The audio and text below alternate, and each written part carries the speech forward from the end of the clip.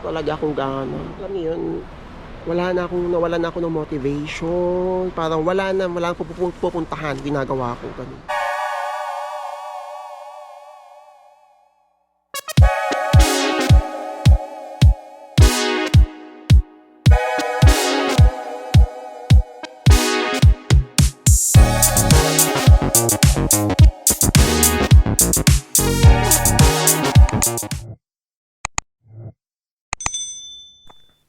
Char! Hello mga kababayan, this is Brian. You are watching again my vlog. Finally, namiss nyo ba ako? Namiss ko kayo guys, Char. For our today's short episode guys, today is January 27, 2026, Tuesday po. And we're now here sa loob ng Dubrovnik Old Town. Magi-storytelling tayo. Ang daming mga nakikurious, bakit hindi na ako nag-vlog. Ang daming mga message, kailan ako mag-upload. Ayan, ito na guys. Sabi ko nga kahapon sa live ko, gagawa tayo ng parang hopefully makapag-vlog tayo. And yung i-vlog ko today is storytelling. Bakit sobrang tagal kong nawala. Anyways, ayan, tayo po ngayon nandito sa Jesuit Stairs, sa pinaka-famous na walk-up shade ng Dubrovnik Old Town. Ayan, diba? So, sa mga fans ng Game of Thrones, alam na alam nyo to. So, ayan, tayo ngayon nasa loob ng Old Town. Lalakad-lakad tayo. Kaya gali ko lang dito, meron akong nilakad na mahalagang papel na kailangan kong ilakad. And yun nga, magi-storytelling tayo. Ano yung nangyari sa akin, kamusta yung lagay ko dito, kamusta yung lagay ng mental health natin, mga ganyan. So that will be our topic for today. But before anything else, if you haven't yet subscribed and if you are new to this channel, ayan, thank you so much in advance. Please help me to reach 13,000 subscribers.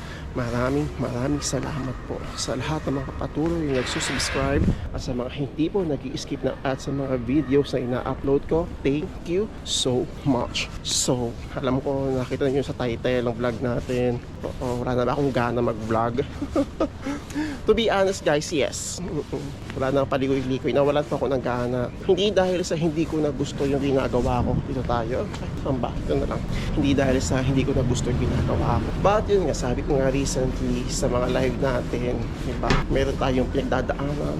Meron tayong kailangan i-focus, ayusin bago tayo makapag-vlog, balik sa vlog. Kasi ayokong mag-vlog guys nang may iniisip. So, ito na. Since nakakapag-vlog na tayo, hindi naman sa wala na akong iniisip, diba? Sa kabila ay nakahinga na ako ng maluwag. Ang dami ko pa spoiler. Ba't bago tayo magkwentuhan, kamusta kayo? Oo, kamusta ang lagay ng mga permits ninyo? Saan ba ako dadaan? Ayoko kasi dito sa Estrado. Nakakahiya kasi sa Estrado. Sige na nga, sa Estrado na tayo dumaan. Ayan, kamusta kayo? Kamusta yung mga nagkaantay ng working permits, sa mga visas, ayan. I hope na lumabas na yung mga hinihintay. Okay, so mag-i-storytelling tayo. Bakit ang tagal-tagal kong nawala? Wow, kala mo talaga big deal. Dito tayo sa kabila. Yun kasi,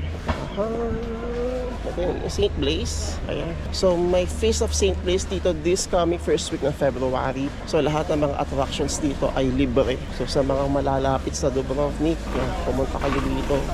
So, yung opportunity na mapupuntahan ninyo, maaakit ninyo yung mga Great Walls. So, definitely, pupunta tayo dyan kasi bakasyon ako niyan. Yes, nakapahinga po ako ng 2 weeks. Balik ako ng second week ng Feb 6. Yeah. So, marami tayong time makapag-vlog and makapag-live. Anyways, yun na nga. Dahil ko na kinikwento. O diba, tingnan nyo, ang ganda na niya. So ayun, ang dami po kasing nangyari, sabay-sabay yung nangyari sa status ko, status ng residency ko dito sa Croatia. Alam niyo, ang lakas ng loob kong makapag-vlog, makapagbigay ng advice, pero yung ako ay mayroong pinagdadaanan, diba? Actually, hindi siya sa pag-aano, kasi kung kayo yung tipo ng tao na gusto nyo lagi is okay na okay na lahat ng mga hinihintay ninyo, ganun ako guys, hindi ako mapakali kapag may something na hindi okay sa akin, sa papel ko, kasi syempre foreigner tayo dito, as much as possible talaga ay ang gusto ko okay lahat yung mga documents ko. Ngayon, yung expiration kasi ng TRC ko dito sa Croatia ay December 7. Birthday pa ng mother ko yan. So, November 6, a month before mag-expire ang TRC ko, nakapirma na ako ng bagong kontrata. So, yung pinirmahan kong kontrata sa company ay 3 years na. Yeah. So, okay na, nakapirma na ako. And then, sa mga December 10. December 10. Expire na yung TRC ko nun. Biglang nag-block yung bank account ko dito. So, alam mo yun, halo-halo na talaga yung iniisip ko. Alam mo yun, wala akong cash. Hindi ko na-transfer yung ibang pera ko sa Revolut. May Revolut kasi ako dito. Lahat ng pera ko ay nasa bangko. So, bakit na-block yung account ko? Yan, ito yung lesson learned sa akin, guys. Kapag kayo ay makaka-receive ng mga email from your bank regarding sa pag-update ng mga documents, know your customer, yung KYC, diba? Huwag nyo babaliwalaan yung mga ganun. Kasi doon ako nadali. Hindi ko rin na-check yung email ko. November, may email na pala sa akin. Yung, hindi ko napansin. Binaliwala ko yung email sa akin noong back noong November. So, akala ko kasi minor lang naman. Ganun lang. Pagdating ng December 10, ayun na, na-block na yung account ko. Nagulat talaga ako kasi wala talaga akong pera. Paano ako nakasurvive ng 2 months na yun na wala akong pera? Almost 2 months din yun eh. Buti na lang talaga. Meron kami gift certificate from my company. So may 300 euros akong gift certificate. Nakaraos ako doon sa Nakaraos ako doon sa mga bonds na yun, sa mga gift certificates na yun, pang araw-araw na pagkain ko. Tapos ayun, yung kaibigan ko kasama ko sa bahay is nagpahir ng pera, ganun. But syempre, nagbabayad din ako ng renta kasi live out ako. Tapos dumaan yung Pasko, bagong taon, birthday ng tatay ko, piyesa sa amin, sabay-sabay yan. December, January, wala akong padala. Kasi naka-block nga yung account ko, hindi ko magamit, wala akong access sa lahat ng bank ko, guys, ng pera ko. Kasi naka-freeze yung account ko. Ginawa ko na lahat ng pwede kong gawin. Yan, nakiusap ako sa mga bangko dito, sa bangko ko, mga tellers, kung pwede naman. Kaso, hindi talaga pa pwede. Kailangan ko mag-update ng bago kong documents. Hello, my friend, how are you? Susi, ha? Ayun, kailangan ko mag-update ng documents. Katapos noon, tapos, yung renewal pa ng working permit ko, sumabay pa talaga. Kasi last year, wala pang 1 month, may working permit na ako, naka-renewed na ako. Kaya diba sabi ko sa mga live ko, affected ako noong restrictions sa paghihigpit. Kasi yun lang talaga yung hinihintay ko para ma-reactivate yung account ko. So, as in, halo-halo talaga. Tapos pagod na pagod ka sa trabaho. Alam, uuwi kang wala kang padala. I feel so worthless, helpless sa mga panahon na yun. And talagang, ay Diyos ko, gusto ko na umuwi, ganun. Kasi talagang pinipilit kong ikalma yung sarili ko. Pero may mga times talaga na tinatamaan ako ng panic attack. Kasi kasi ako, alam mo yun, ang daming mga balita dito na mga na-deny na mga working permits, tumatagal ng 5 months of working permits. Ganun, iniisip ko yung 5 months of working permits na hindi pa nare-release. Tapos, yung bank account ko dito mag-expire na April. So, ay Diyos ko, halo-halo na talaga. Kaya, kinulit yung amo ko. So, pati even yung police dito sa Dubrovnik, ini-email ko na rin yan. And tapos, parang 2 weeks after ko pumirma ng kontrata, wait lang, pakita ko sa inyo to, diba?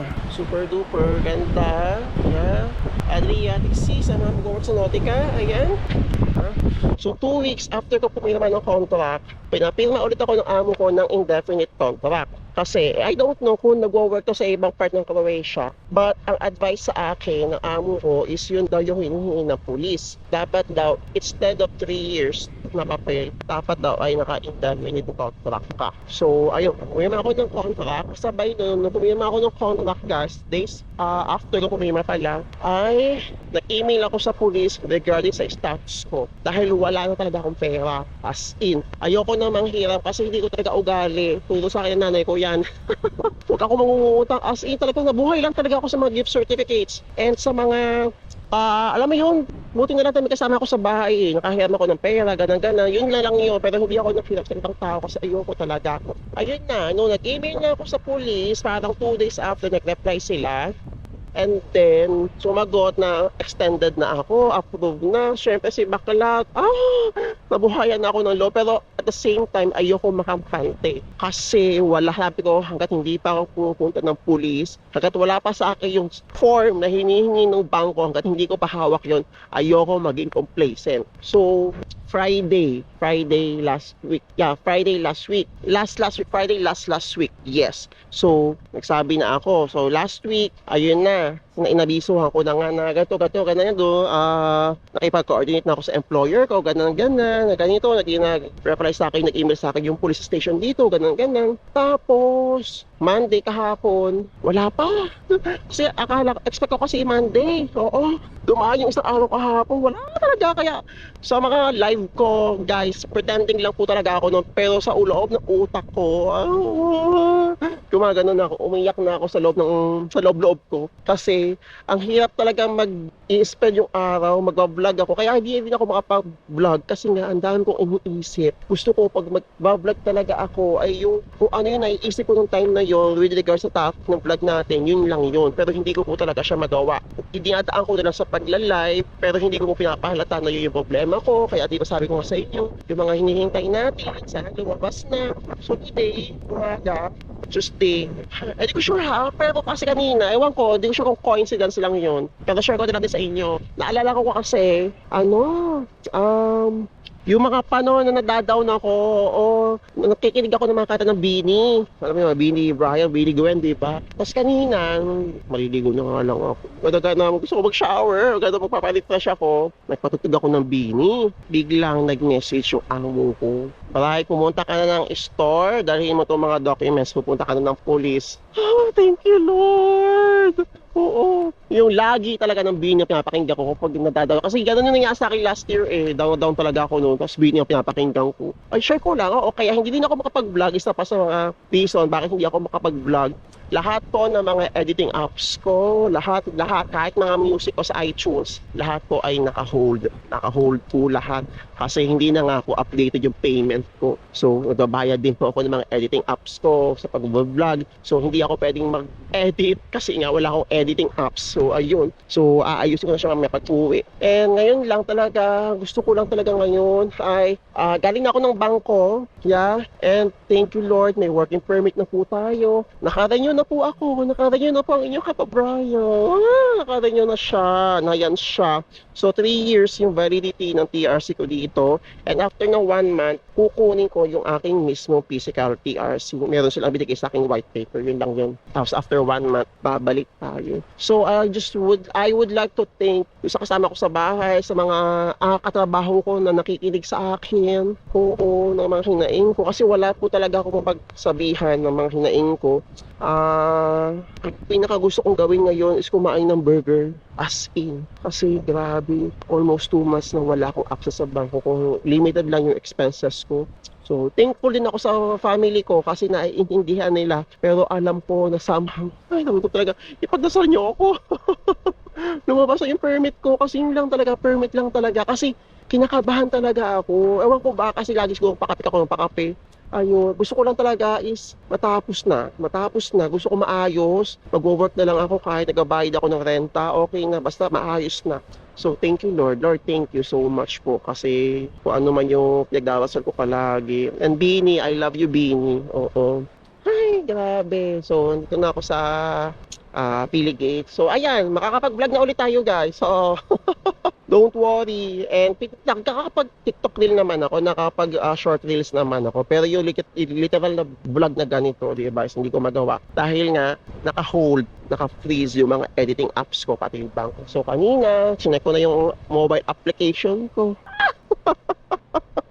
Totoo nga, hindi na siya drawing. Oo. Pwede ko nang itap yung bangko ko. Pero lesson learned talaga sa akin guys, kapag may mga email kayo from the bank, or let's say for example, na-overlook ninyo yung email, tapos na-tsempohan ninyo na hindi pa expired expired na yung ID ninyo, tapos hindi pa expired yung notice nila, puntahan nyo na kagad sa bangko. I-advise ninyo na ito na siya, kaso expired na yung ID ko, ganyan. Sa part ko, pumunta ako ng bangko na expired na lahat ng sa akin. So, lesson learned. Kaya kailangan kung ano man ang ma-receive ninyo regarding sa inyong residency, bangko, sa mga emails ninyo, huwag yung babaliwalain. Okay? Dahil mahihirapan talaga kayo. Lesson learned yan sa akin. So, i-refresh ko muna yung utak ko guys. Tapos, ayun, siguro deserve ko na makita yung sarili ko. Gabayin ako ng mga utang. mga pinanghiram ako ng pera. And ayun, gusto ko lang talagang dinala ko tong camera para makapag-vlog kasi gusto ko same day ko siya ma-share sa inyo. Yeah, ang ganda ng lugar. Payapa. So, hindi na pagkakahabaan yung vlog ko, guys. I would like to say thank you and welcome back to us. Ang saya, ang saya. And hopefully nga is itong taon na to, 2026, ay, alam mo yun, makabawi na talaga ako. Gusto ko lang talaga is makaipon and maging masaya. And kayo din, yung mga hinihintay ninyo mga documents, papers, ay makuha na ninyo. No? So, yun lang. Again, kung may mga contents kayo na gusto nyo gawin ko, may time tayo, 2 weeks tayong bakasyon, comment nyo lang at malay nyo, yan ang ating maging next content sa ating channel. Again guys, please help me to reach 13,000 subscribers and please don't skip ads. Maraming salamat po sa inyong suporta and I pray na lumabas na mga hinihintay ninyo, visa, documents, and welcome in advance sa mga kababayan natin na papunta na dito sa Croatia. Good luck sa inyong first season. Good luck sa ating lahat. And I hope to meet you all here in Croatia. So that's all for today, guys. And see you soon po sa Croatia. Ciao!